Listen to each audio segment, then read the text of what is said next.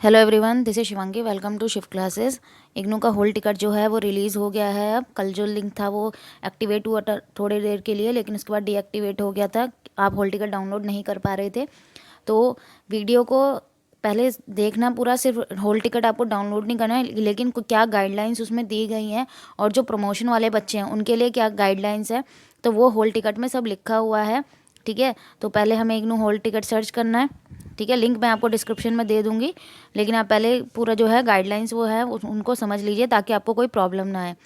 ये देखिए, अब आपको फर्स्ट पे आपको दिख जाएगा IGNOU hall ticket December 2020 term and examination. ठीक है, एग्जाम तो दिसंबर के हैं लेकिन होंगे ये फैब में आपके।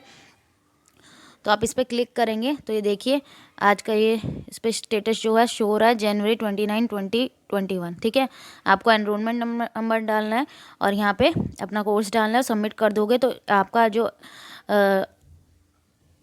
रोल नंबर है वो किस तरीके से दिखेगा वो मैं आपको अभी दिखाती हूँ।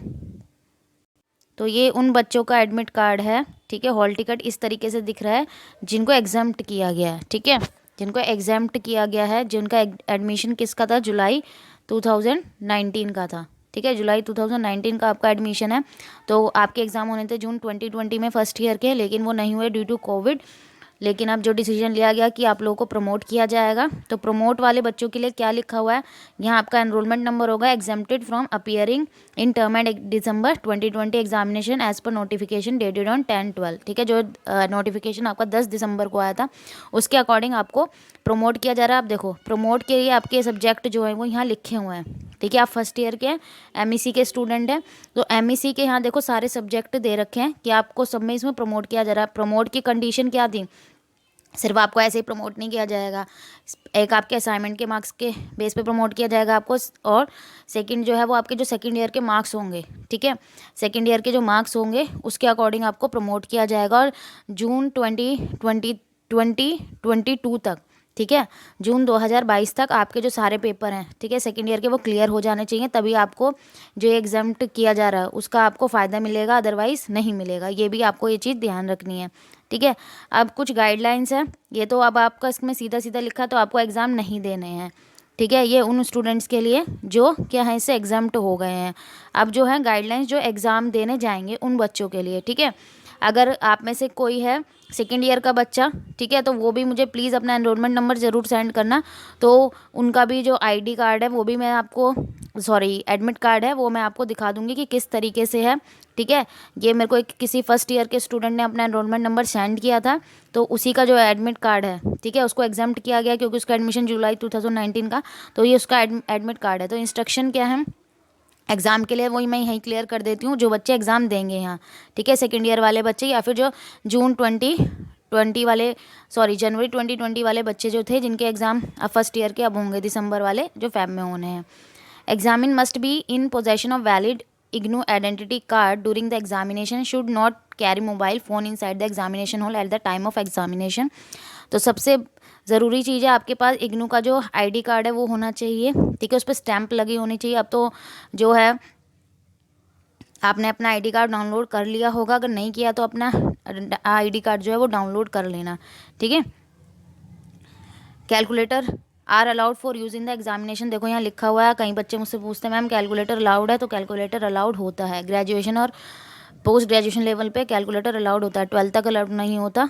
ठीक है, अब जो गाइडलाइंस है किसकी, social distancing due to covid, ये सब मीजर्स जो हैं आपको ध्यान रखने हैं। अपने सेफ्टी रूल्स अपने साथ आपको क्या लेके जाना है, मास्क आपको लगा के जाना है, सैनिटाइज़र आपको अपना पर्सनल लेके जाना है। ठीक है, वाटर बॉटल अपनी लेके जानी है। तो ये सब चीज़ों का आपको ध्यान रखना है। ठीक है, अब देखते हैं नेक्स्ट गाइडलाइन क्या है। और तो नेक्स्ट गाइडलाइन ये है, student are also required other to the guidelines and maintain, वही चीज़ है कि हाइजीन, ये सब सोशल डिस्टेंसिंग, इन सब का आपको ध्यान रखना है। In view of prevailing COVID-19 scenario across the country, some student may not get the desired examination center.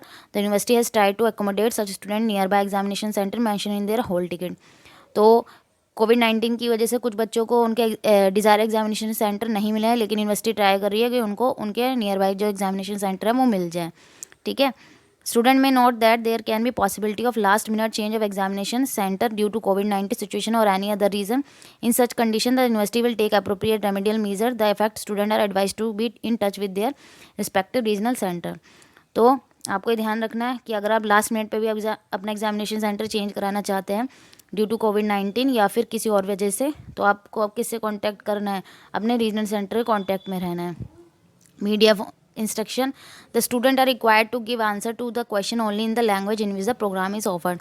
तो जिस भी लैंग्वेज में आपको प्रोग्राम ऑफर्ड है, इंग्लिश में, MEC आपका इंग्लिश हिंदी दोनों में होता है, और भी जो भी सब्जेक्ट आप जिस भी कोर्स से रिलेट करते हैं, कि जिस भी कोर्स में आपने एनरोल कर रखा है, तो आपका जो लैंग्वेज है उसी लैंग्वेज में आपको एग्जाम देना है। Answer script written in any other language in which program are not offered will be not evaluated. Simple सी बात है कि जिसमें वो है ही नहीं, ठीक है, लैंग्वेज में अवेलेबल ही नहीं है, जैसे MEC है वो हिंदी और इंग्लिश में अवेलेबल है, तो अगर आप अदर लैंग्वेज में लिखोगे उसका आंसर तो वो आपका कैंसिल हो जाएगा।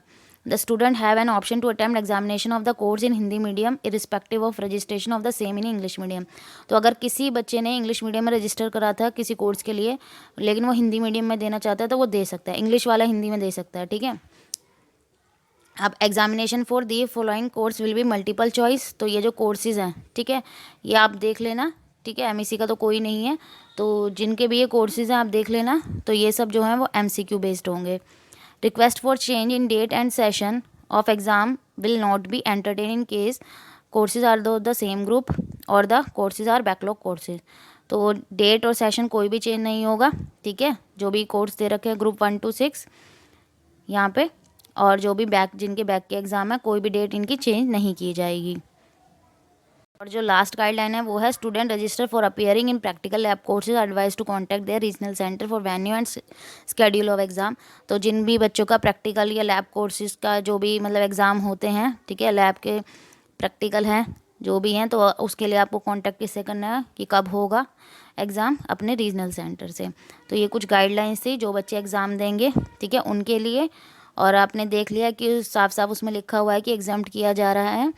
तो अब आपके एग्ज़ाम जो हैं वो 8 Feb से ही स्टार्ट है, तो अपना प्रिपरेशन स्टार्ट कर दीजिए।